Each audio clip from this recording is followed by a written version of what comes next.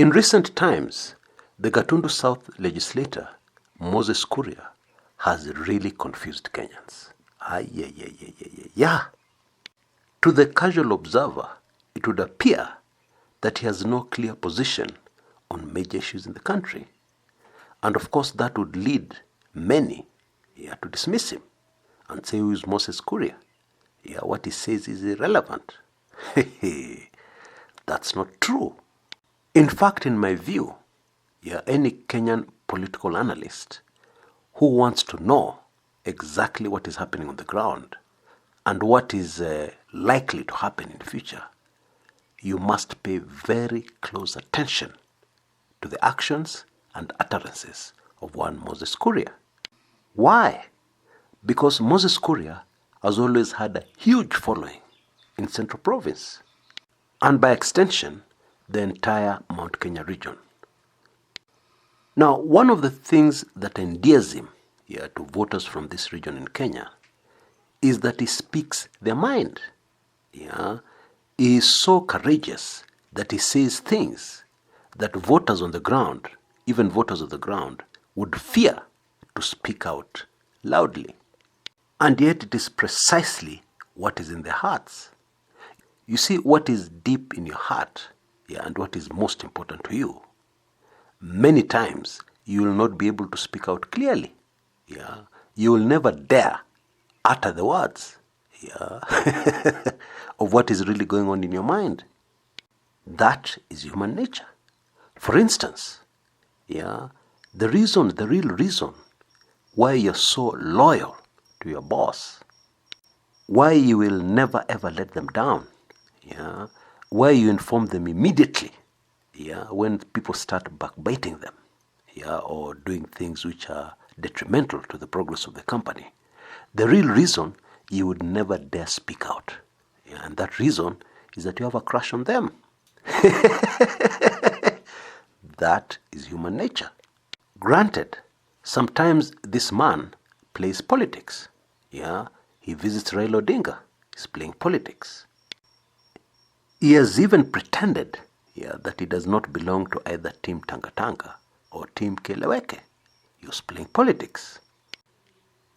But many people believe that Honorable Kuria actually sees himself in the presidential ticket in 2022 as somebody's running mate. Let me just leave it at that. And to achieve that, he must not only remain very popular in Central Province, but he must in fact become even more popular. Now, the latest is that Honorable Kuria has released a statement stating 10 points that would enable him to support the BBI. If you go through those 10 points, you will realize that what Kuria is actually saying is that he will never support the BBI. That's really what he's saying in so many words. And if you cut out the Kizungu Mingi, you will also realize that he is firmly in Team Tanga Tanga, and that his ambition to be on the ticket in 2022 is on course. Now, the condition that caught my eye immediately was the one where Kuria said that a referendum should only be held alongside the general election. And before that, any proposed changes must go through Parliament, and Parliament alone. Now, hold on a minute. That sounds familiar, doesn't it? And because most of us have the memory of a mosquito, a mosquito escapes death narrowly when you try and hit it as it pounces on you. But it comes back seconds later, having completely forgotten the narrow escape. Now, since most of us have the memory of a mosquito, most of us must be asking ourselves, now, where did we hear that statement? Who said that? Actually, there was a time when that was a mantra of Team Tanga Tanga and Deputy President William Samoei Ruto. A referendum alongside a general election would mean that whatever changes that are proposed in that referendum would have to be implemented by the new president. And if that new president did not support the BBI, then it is very predictable what will happen to some of those proposed changes that are okayed in a referendum. And please don't get naive on me, because as we speak, there are things in the 2010 Constitution which have never been implemented and which will probably never be implemented.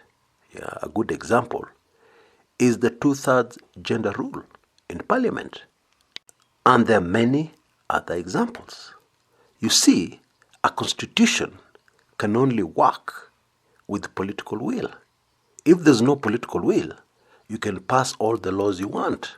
They will never, ever be implemented. At least not in Kenya. I mean, as we have seen, if push comes to shove, a powerful president can throw a spanner into the works. Or promote some technicalities, in quotes.